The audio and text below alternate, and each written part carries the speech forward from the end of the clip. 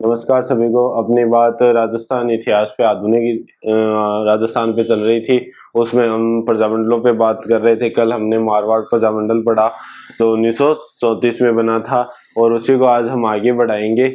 और उसके आगे हम एक और रियासत जो मारवाड़ों की थी उसी को याद कर ले, उसी को पढ़ते हैं जो थी बीकानेर।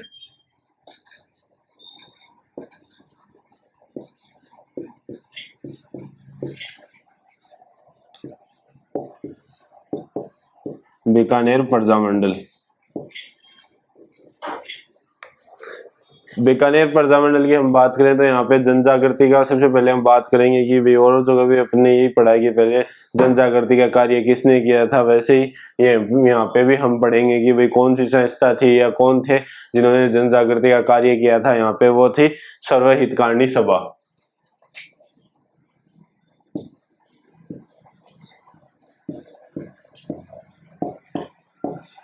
सर्वहितकारणी सभा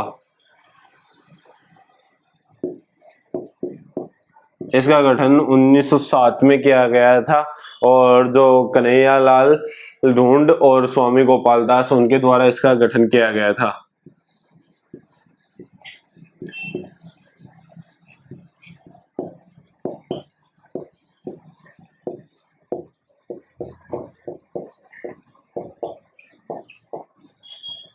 तो सर्वहितकारणी सभा का गठन कन्हैयालाल ढूंढ व स्वामी गोपाल दास ने किया था। तो इन्होंने 1907 में इसकी स्थापना की और जन जागृति का कार्य किया था। इसकी स्थापना वैसे चूरू में हुई है।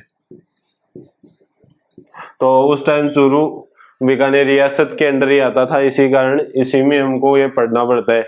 तो इन्होंने बाद में आगे चल के भाई जन जागृति का कार्य क्या होता है कि भाई समाज में शिक्षा प्रसार करना, लोगों को सही गलत को समझाना। उसी प्रकार इन्होंने भी सर्वहितकारणी सभा के माध्यम से 2 स्कूलों की स्थापना की थी।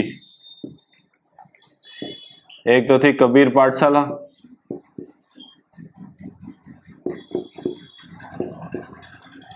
और जो दूसरी थी वो थी पुत्री पाठशाला।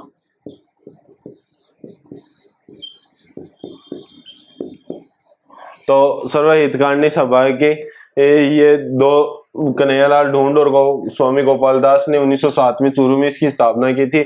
इसी के अंडर इन्होंने कबीर पाठशाला और पुत्री पाठशाला की स्थापना की थी। अब ये थोड़ा सा याद रख लेना कि पुत्री पाठशाला जो थी वो तो थी स्त्रियों की शिक्षा के लिए, स्त्री या लड़कियों की शिक्षा को बढ़ावा देने के लिए।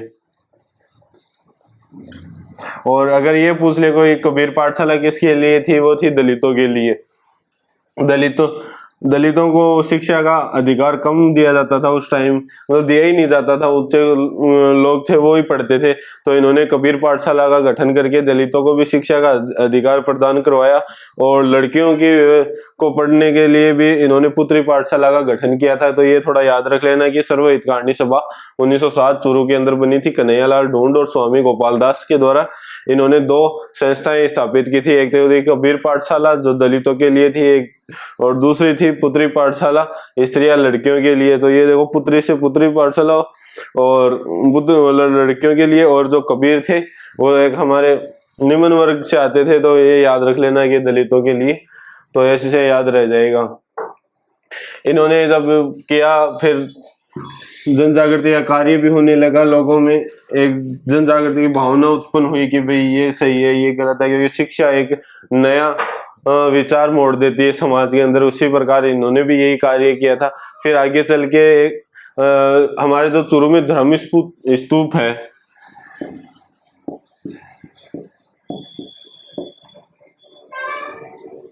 धर्म स्तूप एक घंटाघर बोलते हैं अपने, एक बिल्डिंग थी घंटाघर टाइप, उसी टाइप थी ये धर्म स्तूप। चूरू के अंदर था ये। जब नेहरू जी ने ये बोला कि अगले साल हम 26 जनवरी 1930 को हम स्वतंत्रता दिवस मनाएंगे और भारत का झंडा वगैरह फहराएंगे, तो यहाँ पे भी यही कार्य किया गया कि अलग अलग रियासतों में झंडा फहराया गया। वहीं यहाँ पे भी चुरू धर्म स्तूप था, वहां पे भी झंडा फहराया गया 26 जनवरी 1930 को। और कौन थे? वो थे स्वामी गोपाल दास, एक तो जो हमारे सर्वहितकारी सभा में सम्मिलित थे वो ही यहाँ पे ये कार्य करते हैं, और एक उनके साथ थे चंदनमल बैड।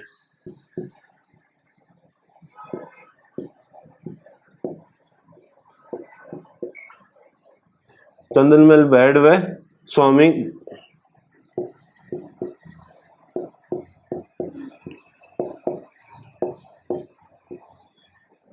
तो चंदनमल बैड और स्वामी गोपाल दास द्वारा धर्म स्तूप पर 26 जनवरी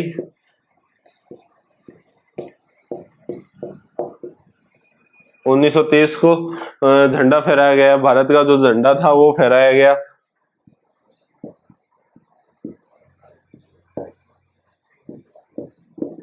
तो 26 जनवरी 1930 को धर्म स्तूप पे चंदनमल बैड और स्वामी गोपाल दास द्वारा भारत का झंडा फहराया गया।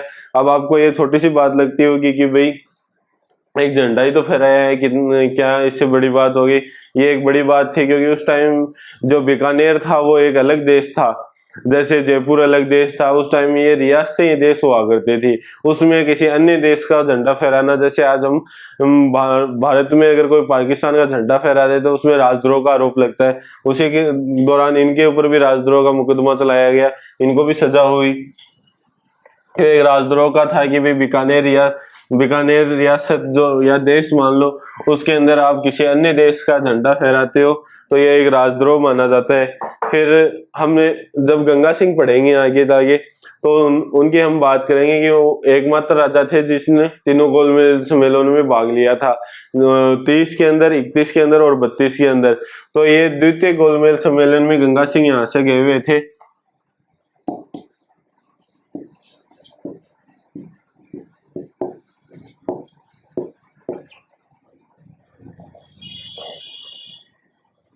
उन्नीस 1931 के अंदर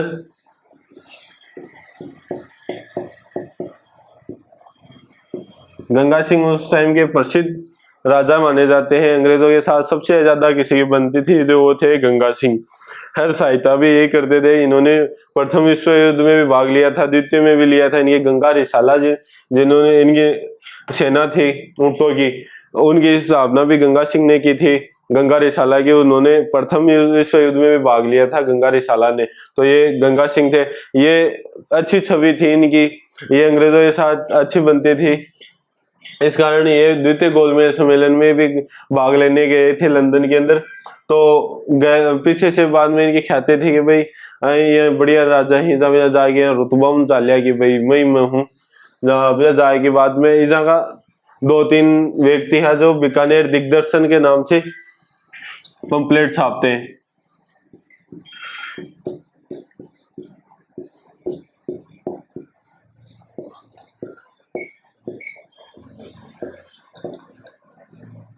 तो बीकानेर दिग्दर्शन के नाम, पर्चे के नाम से यहाँ के जो अमृतलाल सेठ और स्वामी गोपाल दास और चंदनमल बैड, इन दोनों ने यहाँ पे बीकानेर दिग्दर्शन के नाम से पर्चे छापे। और द्वितीय गोलमेज सम्मेलन में यहाँ स्वामी गोपाल दास और चंदनमल बैड के नेतृत्व में वहां पे ये गुट गया। और वहां पे जो गोलमेज सम्मेलन में जो भाग ले रहे थे उनको सभी को ये पर्चा दिया गया कि भाई राजा के खिलाफ उनकी बातें लिखी हुई थी, जैसे बुराई वगैरह, तो ये ली हुई थी। बाद में वहां पे जो ये जैसे भाषण देने के लिए खड़े हुए तब सभी ने बोला कि भाई ये क्या है? तो वह गंगा सिंह बोले आज तो गोड़ो खराब है, मैं बीकानेर जाऊं, थोड़ा इलाज करा के आऊं, आगलम बात करा आपा। उस टाइम तो वहां से निकल आए थे। तो इनके ये किसने छापा था? स्वामी गोपाल दास।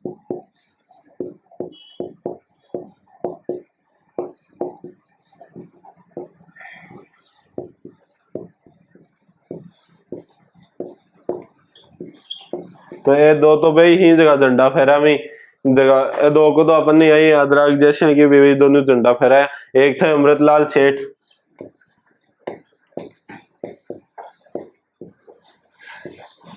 जैसे बीकानेर रियासत में वापस आए गंगा सिंह ने आते ही बोला कि भाई जो थे उनके सब के खिलाफ कार्रवाई की जाए। तो इसको बीकानेर षड्यंत्र केस नाम मुकदमा नाम दिया गया।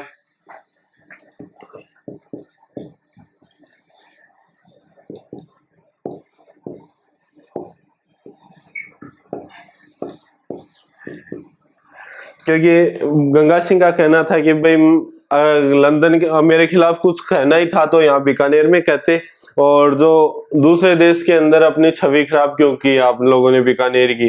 तो इन्होंने बीकानेर षड्यंत्र मुकदमे के नाम से इनके ऊपर केस चलाया था। स्वामी गोपाल दास, चंदनमल बेड, अमृतलाल सेठ और एक दो और थे, खुबराम भी इसमें शामिल था। तो पहले तो यही था कि भाई पंपलेट प्रकाशित किए उनके खिलाफ, ये आवाज उठाएं। फिर इनके जो और भी इनके खिलाफ और भी केस लगा दिए गए कि भाई छोटे मोटे जो भी थे सभी लगा दो कि ताकि इनको जमानत ना हो। तो इनके खिलाफ बहुत सारे मुकदमे चला दिए गए। फिर तो इनके जो वकील का कार्य किया था वो एडवोकेट रघुवर दयाल ने किया था।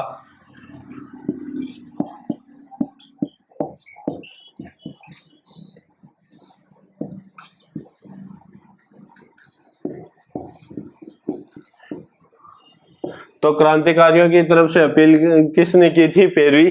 तो वो थे एडवोकेट रघुवर दयाल ने। और इनके खिलाफ कौन सा केस चलाया गया था? पहले बीकानेर षड्यंत्र मुकदमा। कौन कौन शामिल थे? स्वामी गोपाल दास, चंदनमल बेड, अमृतलाल सेठ और खुबराम। तो ये था बीकानेर षड्यंत्र केस, जिसके खिलाफ बाद में कार्रवाई वगैरह हुई।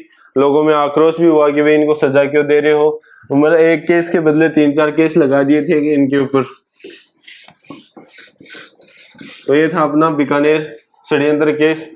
और अब बात आती है प्रजामंडल की। प्रजामंडल की स्थापना 1936 में हुई थी। और जो इसकी स्थापना हुई थी प्रजामंडल की, वो कलकत्ता के अंदर हुई थी। ये जरूर याद कर लेना। तो कलकत्ता के अंदर इसकी स्थापना होती है। और कौन करते थे, कौन कर रही थी इसकी स्थापना? एक तो वही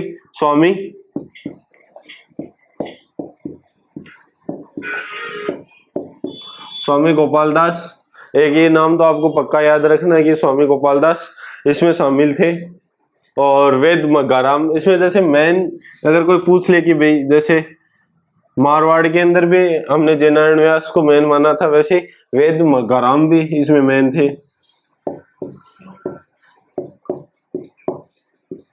अगर कोई मेन आदमी पूछ ले तो वे थे वेद मगाराम। और अगर दूसरा पूछ ले तो मुक्ता प्रसाद।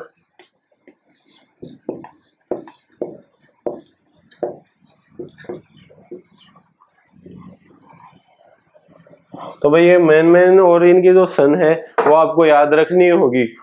तो ये दोनों और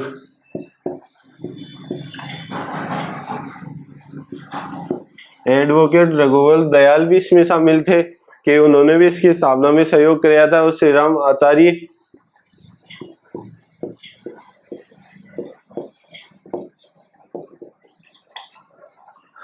तो ये थे इनकी स्थापना में वेद मगाराम, मुक्ता प्रसाद, रघुवर दयाल, श्री राम आचार्य।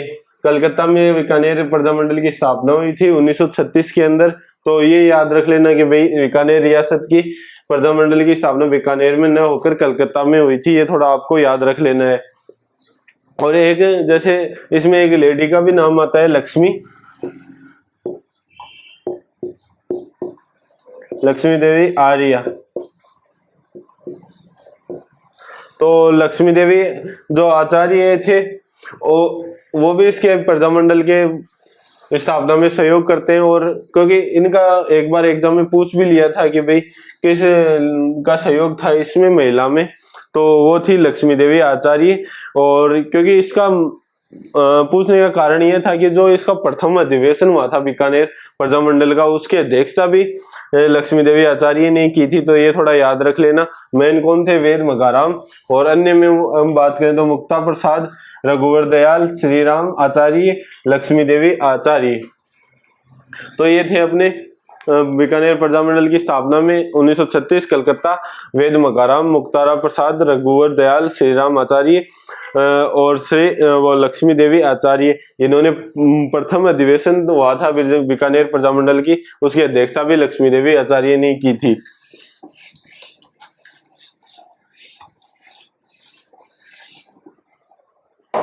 फिर 1942 में वही अपना चलता है कि भाई भारत छोड़ो आंदोलन, तो उसी को ध्यान में रखते हुए यहाँ पे जो रघुवर दयाल थे उन्होंने एक बीकानेर देशी राज्य लोक परिषद की भी स्थापना की थी।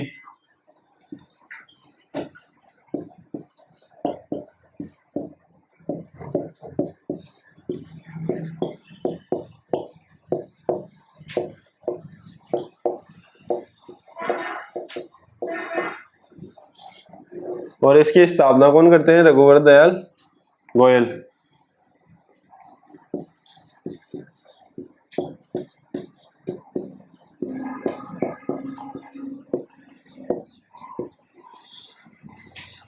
तो 1942 बीकानेर देशी राज्य लोक परिषद, और इसके जो संस्थापक थे वो थे रघुवर दयाल गोयल। तो ये भी याद रख लेना कि भाई, क्योंकि ये बाद में नाराज हो गए थे कि भाई आप ढंग से नहीं चला रहे हो, तो ये इनका नाम जैसे होने लगा तो इन्होंने अपनी नाम से एक अलग पार्टी स्थापित की, तो वो थी बीकानेर देशी राज्य लोक परिषद, जिसकी स्थापना रघुवर दयाल गोयल ने 1942 में की थी। तो ये भी थोड़ा आपको याद रख लेना। फिर जैसे ही गंगा सिंह की 43 में मृत्यु होती है, शासक चेंज होता है, शार्दुल सिंह उनके स्थान पे शासक बनते हैं। उन्होंने बीकानेर के प्रजामंडल के खिलाफ दमनकारी नीतियां अपनाई कि भाई इनके नेताओं को गिरफ्तार करने लगे और इनके खिलाफ कार्रवाई करने लगे। तो इनके खिलाफ फिर शार्दुल के सिंह के खिलाफ बीकानेर दमन विरोधी दिवस भी मनाया गया था यहाँ पे।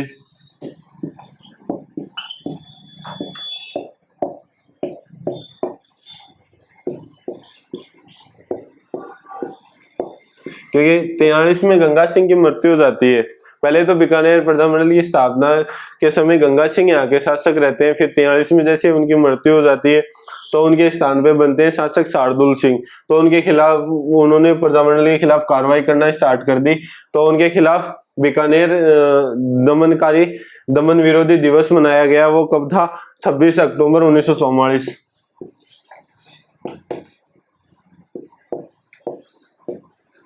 और ये पूछ ले कि शासक के खिलाफ था, वो था शार्दुल सिंह।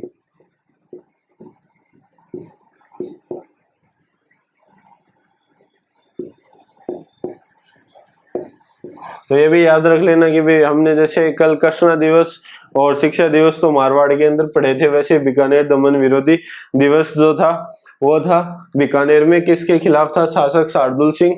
और 26 अक्टूबर 1944 को इसकी मनाया गया था कि भाई शासक शार्दुल सिंह के खिलाफ कि भाई आप अच्छा काम नहीं कर रहे हो। फिर एक दो दिवस और याद रख लेना, जैसे हमने किसान दिवस, किसान आंदोलन में भी हमने पढ़ा था कि भाई किसान दिवस यहाँ पे मनाया जाता है।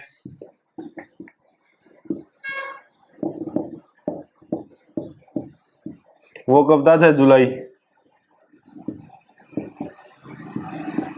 तो हमने ये इसी विस्तार से बात तो वैसे किसान आंदोलन में कर लिए कि किसान दिवस बीकानेर रियासत में मनाया जाता है, मगर यहाँ पे जब एक दिवस हो रहा था दमन विरोधी, बीकानेर दमन विरोधी, तो उसी के साथ हम ये भी याद कर लेंगे कि किसान दिवस भी बीकानेर रियासत में मनाया गया था। कब मनाया गया था? 6 जुलाई 1946 को। तो ये भी याद रख लेना। और 46 में एक नेताजी दिवस भी यहाँ पे मनाया गया था।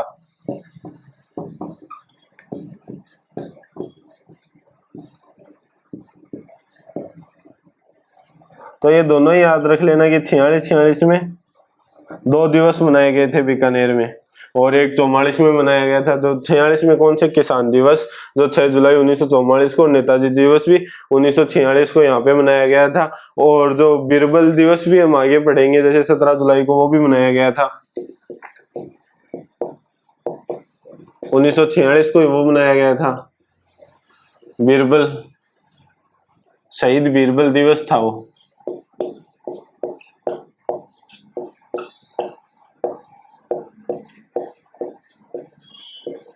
तो ये 4 दिवस मनाए गए थे। एक तो किसान दिवस 6 जुलाई 1946 को नेताजी दिवस, 46 को शहीद बीरबल दिवस, 17 जुलाई 1946 को बीकानेर दमन विरोधी दिवस, 26 अक्टूबर 1944 को शार्दुल सिंह के खिलाफ, क्योंकि इसका तो हम बीरबल दिवस का तो आगे पढ़ेंगे कि राय सिंह नगर की घटना होती है, उसी के खिलाफ था ये, तो उसमें हम इसकी बात करेंगे। तो हम राय सिंह नगर की घटनाएं पढ़ लेते हैं।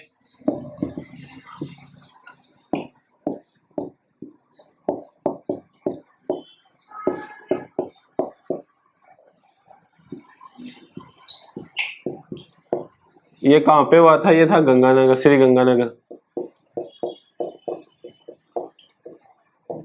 अब आपके थोड़ा सा दिमाग में आना चाहिए कि हमने किसान आंदोलन में इसकी बात की थी कि राय सिंह नगर की घटना की बात 23 जून या 1 जुलाई, 2 दिन को यहाँ पे अधिवेशन हुआ था।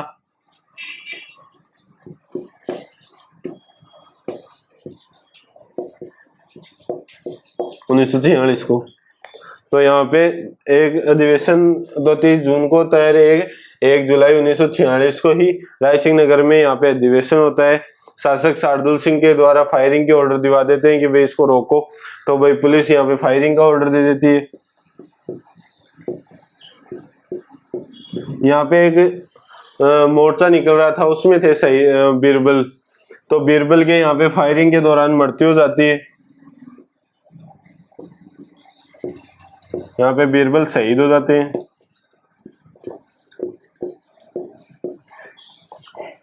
बीरबल जी सल्टे आना आधा पड़ता तो तितर बितर भी होगा, और बाद में जब यहाँ गाँव सामने आने लगे उन्हें, जहाँ भाई पुलिस ने पीछे हटन पड़ो, जहाँ एक व्यक्ति की मृत्यु है। कौन थे? वो थे बीरबल।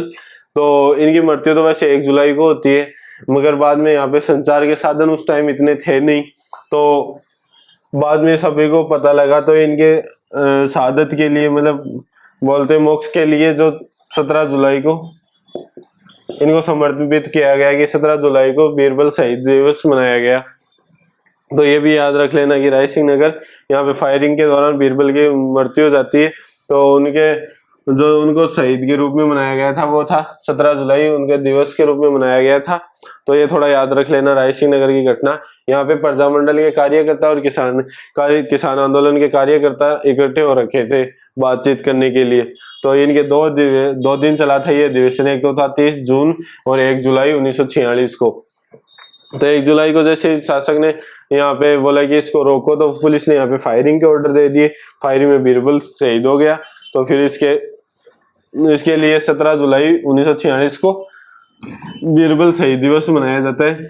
फिर इसी की जांच के लिए भाई जांच की मांग उठी कि लोगों को पता लगा कि भाई बीरबल शहीद हो गया, तो भाई बोला कि शासक के खिलाफ कार्रवाई करो और इसके जांच आयोग बनवाओ एक।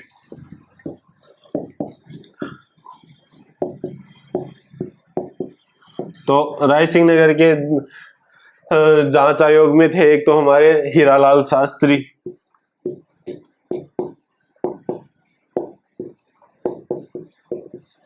जी थे एक तो, एक गोकुल भाई भट्ट थे,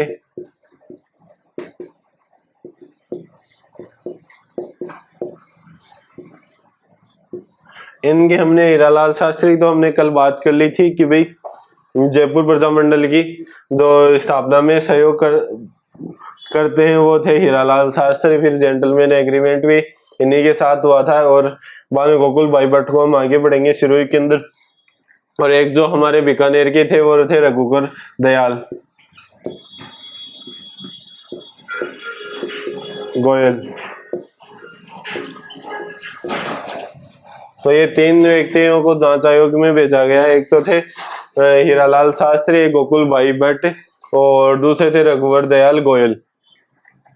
तो ये याद रख लेना कि भाई बीकानेर जो राय सिंह नगर की घटना हुई थी उसी के खिलाफ जांच आयोग में 3 व्यक्ति आए थे। एक तो हीरालाल शास्त्री, गोकुल भाई भट्ट, रघुवर दयाल गोयल।